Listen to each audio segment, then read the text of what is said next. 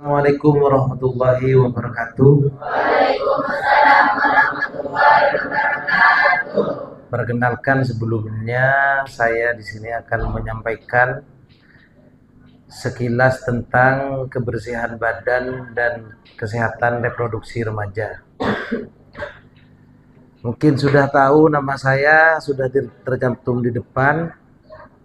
Dan kebetulan saat ini saya diberi kesempatan untuk mengisi materi tentang kebersihan alat kelamin remaja. Apa yang dinamakan remaja? Remaja itu merupakan usia di atas 13 tahun sampai 17 tahun, itu yang dinamakan remaja. Nah, di sini kita akan menerangkan tentang kesehatan dalam memelihara kebersihan alat kelamin pria dan wanita atau yang bisa disebut dengan genitalia.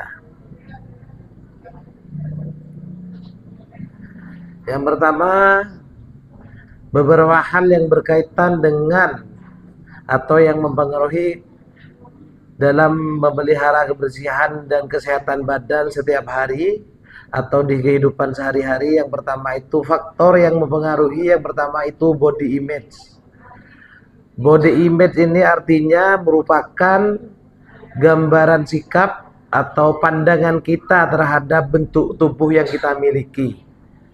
Secara otomatis body image ini dipengaruhi oleh kesadaran terhadap kepahaman terhadap bentuk tubuh kita. Misalkan anak laki-laki sadar bahwa dirinya itu adalah seorang laki-laki, yang mana reproduksinya itu beda antara laki-laki dan perempuan. Yang kedua, aktivitas sosial. Aktivitas sosial di sini merupakan kegiatan sehari-hari para remaja, para adik-adik sekalian di lingkungan.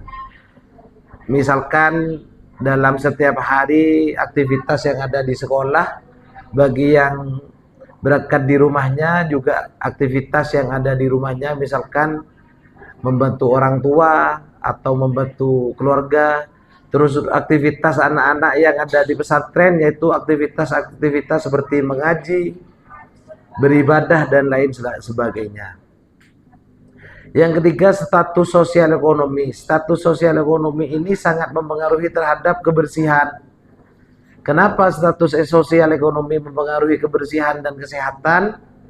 Karena untuk zaman modern seperti halnya sekarang ini, kita dituntut oleh beberapa hal yang sangat mempengaruhi, yaitu adanya kesediaan alat-alat kebersihan yang ada di toko, baik itu bersifat yang sudah menstruasi atau itu sudah disediakan pembalut.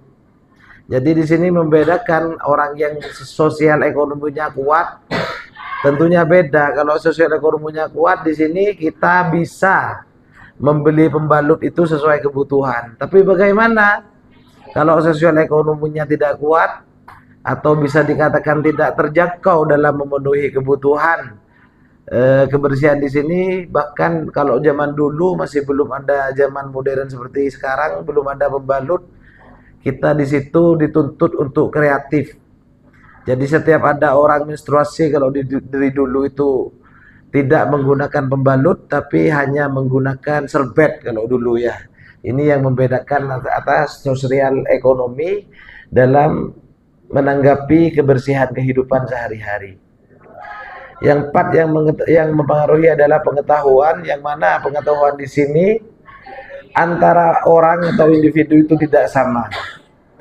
Yang namanya pengetahuan di sini, kadang anak-anak memang betul-betul tahu bagaimana caranya untuk menjaga kebersihan sehari-hari karena memang punya ilmu atau punya pengetahuan, tapi juga ada beberapa anak yang sama sekali tidak punya pengetahuan tentang kebersihan, sehingga tidak bisa menjaga kebersihan tubuhnya atau kegiatan reproduksinya secara maksimal, sehingga terhambat untuk menjaga kebersihannya setiap hari. Yang kelima, budaya. Kenapa budaya ini sangat mempengaruhi faktor kebersihan dan kesehatan reproduksi? Karena untungnya bagi kita-kita semua ada di budaya-budaya pesantren. Jadi tentunya budaya pesantren, budaya Islam, kita punya tuntutan dan kewajiban dalam setiap hari-hari kita, yaitu 5 kali sehari dalam rangka menunaikan sholat, yang mana secara tidak langsung tuntutan untuk menjaga kebersihan diri ini wajib dalam setiap akan melaksanakan ibadah sholat 5 waktu. Salah satunya caranya berwudu, dan ini sudah masuk dalam sistem Islam kita.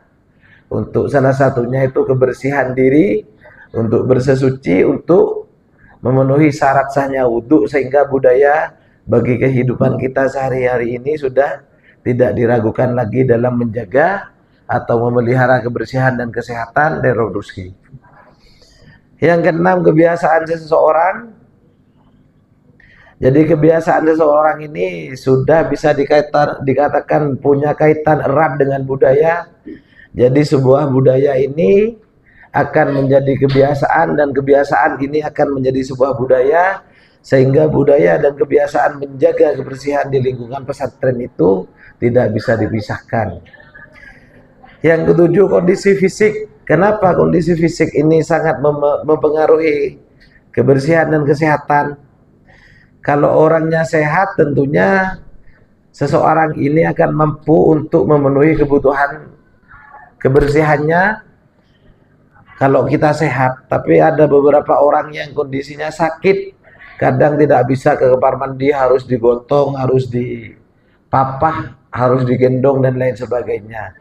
Jadi inilah yang membedakan kondisi fisik seseorang antara sehat dan tidak sehat. Kalau kondisi kita sehat, secara otomatis kita bisa melaksanakan pemeliharaan kebersihan ini secara mandiri.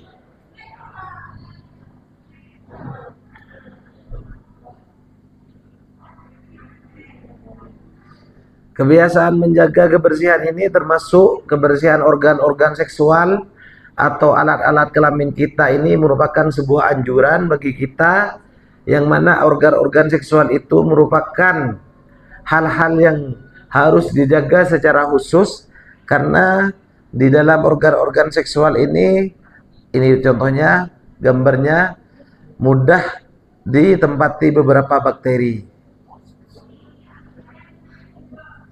Organ-organ lain di sekitar organ reproduksi juga perlu diperhatikan. Organ-organ yang tidak terlihat langsung dengan sistem reproduksi, tapi lekatnya dengan reproduksi lain ini, contohnya tulang kemaluan terletak di depan kandung kencing, ada rambut kemaluan berfungsi untuk menyaring kotoran, ada rektum atau lubang bagian belakang kita, ada anus atau tempat yang mengeluarkan kotoran dari belakang. Jadi selain itu ada faktor-faktor yang harus diperhatikan, yaitu pakaian ya. Karena kita sudah hidup di dalam kehidupan modern, kita setiap harinya tidak pernah lepas dengan yang namanya pakaian, sehingga pakaian dalam tersebut sebaiknya harus memilih mengenakan pakaian dalam yang terbuat dari katun atau yang mudah menyerap air, karena bahan ini dapat juga menyerap keringat sehingga tidak membuat daerah kelamin menjadi lembab atau kepanasan. Selanjutnya juga hindari memakai celana dalam yang terlalu ketat, karena selain membuat peredaran darah tidak lancar, juga akan membuat testis kepanasan. Juga secara langsung ini bisa menyebabkan suhu udara meningkat, keringat akan berlebihan, sehingga juga akan menurunkan kualitas sel kesuburan. Kurang lebihnya mohon maaf, ini hanya sekedar gambaran, karena anak-anak atau adik-adik kita ini masih perlu belajar dan belajar. Mungkin di lain kesempatan akan ada ilmu yang lebih luas dan lebih dalam lagi. Sekian, terima kasih. Kurang lebihnya wassalamualaikum warahmatullahi wabarakatuh.